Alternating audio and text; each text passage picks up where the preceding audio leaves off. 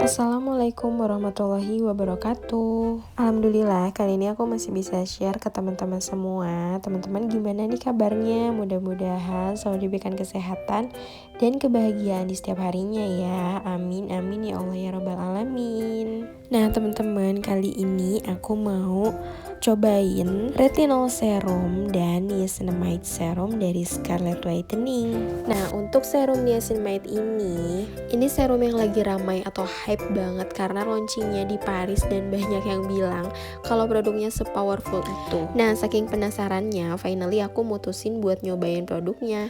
Nah jadi mereka ngeluarin 2 serum gitu, Skin Smoothing Retinol Serum dan Niacinamide Serum. Nah untuk serum retinolnya bisa digunakan untuk usia mulai dari 18 tahun dan niacinamide bisa digunakan untuk usia mulai dari 13 tahun. Retinol hanya digunakan untuk malam hari, sedangkan niacinamide bisa digunakan pagi dan malam hari. Nah akhir-akhir ini aku tuh ngerasa muka lagi kusam dan kering teman-teman. Finally aku nyobain serum yang lagi hype banget akhir-akhir ini. Semoga aja works di aku. Nah ini serumnya. Nah teman-teman bisa lihat sendiri ya teksturnya. Nah by the way serum ini tuh cocok banget digunakan untuk yang beraktivitas di luar ruangan loh teman-teman. Karena kulit akan rentan terpapar berbagai radikal bebas seperti sinar matahari, sinar UV, dan polusi. Nah jika hal tersebut dibiarkan, tentunya akan menimbulkan berbagai masalah kulit seperti kulit yang kusam, mulai munculnya tanda-tanda penuaan, warna kulit yang tidak merata. Nah untuk itu dibutuhkan skincare dengan kandungan yang tepat. Dan serum ini tuh mengandung 5% niacinamide yang tentunya udah aman digunakan dan beta glucan, juga 7 phyto extract. Serum ini efektif untuk membantu mencerahkan kulit, mencegah penuaan dini, dan berfungsi sebagai antioksidan yang membantu melindungi kulit dari paparan radikal bebas. Juga dilengkapi dengan triple ceramide complex yang efektif untuk memperbaiki skin barrier. Nah after pakainya aku ngerasanya kulit aku tuh jadi lebih fresh dan kulit aku kerasanya jadi lebih kencang loh teman-teman. Selanjutnya serum retinol. Nah teman-teman pada tahu nggak sih kalau ternyata serum retinol ini ternyata emang sepowerful itu karena efeknya bisa bikin kulit makin sehat, bisa memperbaiki struktur kulit dan tanda-tanda penuaan seperti kerutan atau garis-garis halus yang perlahan bakal memudar karena serum ini.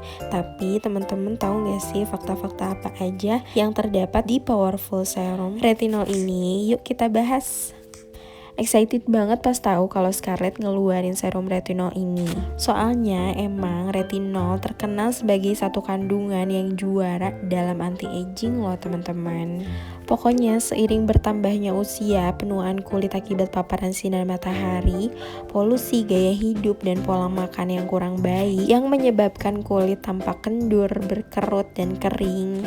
Terus di kulit aku juga udah mulai muncul flek-flek hitam. Nah untuk mencegah tanda-tanda penuaan itu dibutuhkan skincare dengan kandungan yang tepat teman-teman. Seperti retinol ini. Nah Skin Smoothing Retinol Serum merupakan kombinasi dari retinol, pomegranate extract, allantoin, dan vitamin C yang efektif menyamarkan kerutan serta garis halus pada kulit wajah sehingga mampu mencegah penuaan dini. Nah ini aku mau cobain serumnya. Ternyata ini enak banget ya pas dipakai teman-teman.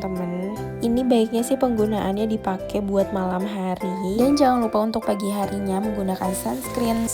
Nah kedua produk ini udah bisa diorder di e-commerce, Shopee Mall, Scarlett Whitening Official Shop. Nanti aku cantumin link pembeliannya di description box ya teman-teman.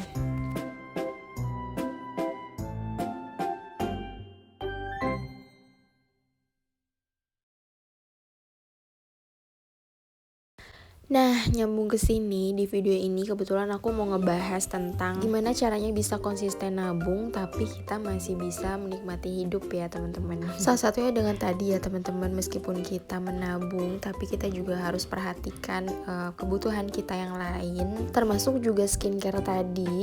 Itu udah kayak kebutuhan kulit kita ya teman-teman. Tentunya biar kulit kita lebih terawat, lebih fresh, dan itu salah satu untuk menikmati hidup juga ya enggak. Nah intinya mensyukuri apa yang udah Allah kasih buat kita, salah satunya dengan cara menjaganya ya teman-teman. Nah kebetulan ini aku lagi ada di Nagreg ya teman-teman. Ini aku nyobain kolam renang baru ya. Ini tuh baru dibuka tahun kemarin kalau nggak salah. Cuman baru bisa dikunjungi bulan-bulan ini. Kebetulan juga ini deket ya dari rumahnya mama. Terus ini tiket masuknya juga 15.000 satu orang. Murah banget kan teman-teman. Ya meskipun harganya murah, tapi di sini aku lihat kolam renangnya bersih banget teman-teman. Mungkin karena baru dibuka juga, menurut aku sih worth it. Cuman di sini nggak ada permainannya gitu, kayak ada prosot itu nggak ada ya teman-teman. Tapi anak-anak tetap happy berenang di sini.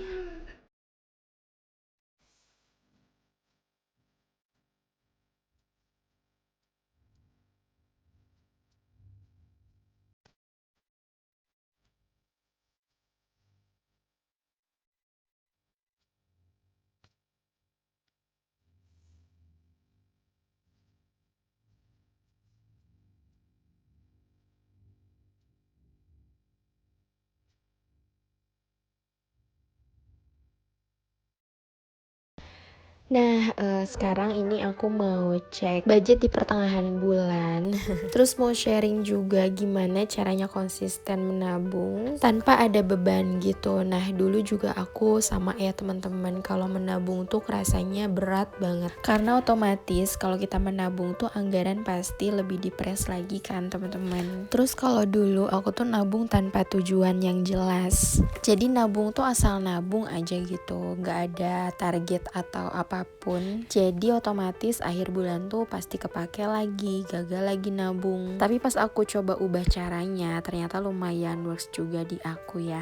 Nah ini aku mau ngecek budget menjelang akhir bulan ya teman-teman. Sebagian besar uangnya udah dikasih-kasih, udah terpakai sesuai anggaran ya. Ini untuk uang belanja mingguan. Tadi sisa 200.000 itu untuk 1 minggu lebih ke depan ya. Terus di sini untuk uang bensin udah terpakai. Nah uang jajan di sini sisa anggarannya 100.000.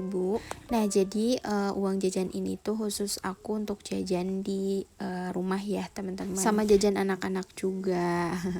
Nah untuk uang hiburan di sini sebenarnya masih ada sih, cuman aku taruh di tas ya teman-teman. Jadi nggak aku masukin lagi ke sini buat sisa-sisanya. Nah untuk uang lain-lain di sini 100.000 karena aku belum beli galon ya teman-teman. Kemarin masih ada stok gitu. Nah alhamdulillah masih ada sisa gitu ya buat di budget anggaran ini. Ya meskipun sisanya nggak terlalu banyak karena emang aku menyesuaikan gitu ya teman-teman. Nah kalaupun di budget ini kurang, biasanya aku suka ngambil dari usaha sampingan ya. Atau kalau ada keperluan kepepet itu ngambil dari dana darurat. Jadi biar tabungan tetap aman. Karena untuk tabungan ini aku nggak terlalu memforsir banget buat harus nabung besar ya teman-teman.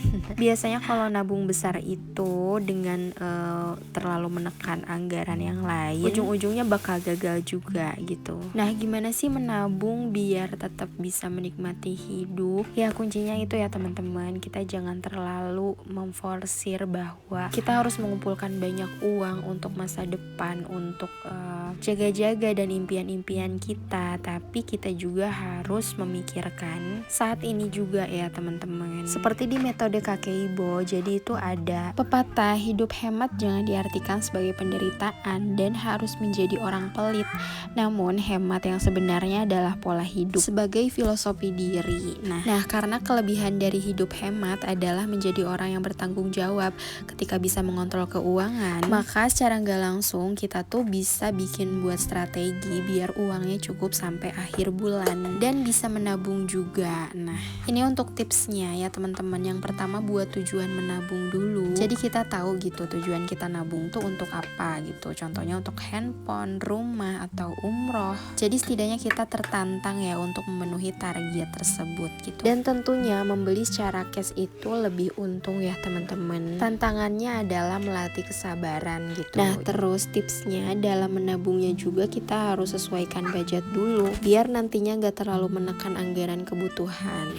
Kadang aku mikirnya gini ya, aku pengen barang itu tapi aku tuh butuh cepet gitu loh. Jadi aku tuh selalu sesuaikan aja gitu sama kemampuan kita, tentunya sesuaikan juga sama kebutuhan kita. Nah jadi kedepannya tuh kita nggak pusing-pusing gitu mikirin cicilan dan segala macamnya. Nah yang kedua, menabung di awal sesuai dengan budget, kayak yang udah aku jelasin tadi ya teman-teman. Jadi nah sebenarnya yang bisa ngira-ngira itu diri kita sendiri ya teman-teman. Kita tahu gitu porsi kita sekian. Awalnya kita lihat dari kebutuhan dulu gitu. Kalau kebutuhan udah terpenuhi semuanya, otomatis kita tahu gitu berapa jumlah yang bisa ditabung. Nah contohnya misalkan dalam sebulan 300.000 aja, nggak perlu banyak-banyak. Kuncinya konsisten ya teman-teman. Nah 300.000 ini kalau dikalikan 12 bulan hasilnya 3.600.000. Nah nggak kerasa juga kan gitu. Toh kita juga nggak terlalu menekan anggaran kebutuhan, jadi kita bisa makan dengan layak, terus bisa menikmati hiburan juga, dan memenuhi keperluan lainnya ya. Nah yang ketiga, ini sedikit tapi kontinu. Ibarat kayak nabung uang 2.000 aja ya, kalau misalkan kita rutin ditabung, uang 2.000 itu bisa jadi ratusan ribu bahkan sampai jutaan ya teman-teman. Next yang keempat, buat tantangan menabung. Nah ini seru sih, kalau misalkan menabung biasa-biasa aja kita susah banget ngumpulin. Nah coba deh buat tantangan menabung, kayak challenge 20.000 yang pernah aku buat, atau dimulai dari uang kecil dulu deh, challenge 2.000 juga. Itu insya Allah kalau misalkan kita konsisten ngisinya, gak kerasa tuh bakal kekumpul jadi banyak. Nah yang kelima di sini, jangan terlalu menekan anggaran ya teman-teman, seperti yang udah aku jelasin. Karena biasanya kalau kita terlalu menekan anggaran, nanti di akhir bulan tuh ujung-ujungnya tabungan kita bakal keambil lagi. Usahakan juga kayak keperluan bensin, pulsa, dan lain-lain itu tuh udah punya budgetnya masing-masing gitu ya, termasuk juga uang jajan.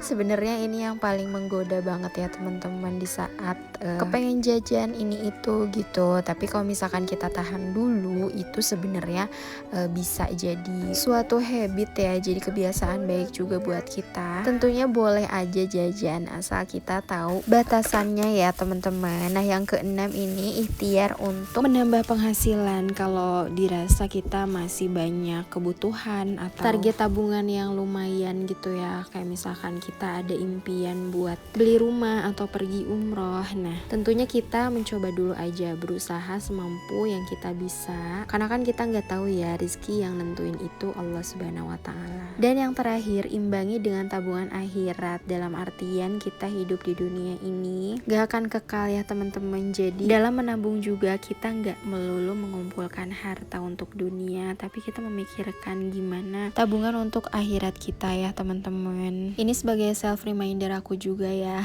karena di sini aku juga sama masih belajar dan saling mengingatkan aja ya teman-teman. Nah itu dia tips dari aku, mudah-mudahan bermanfaat buat teman-teman semua. Jangan lupa di like, comment, subscribe. 135 episode. Wassalamualaikum warahmatullahi wabarakatuh.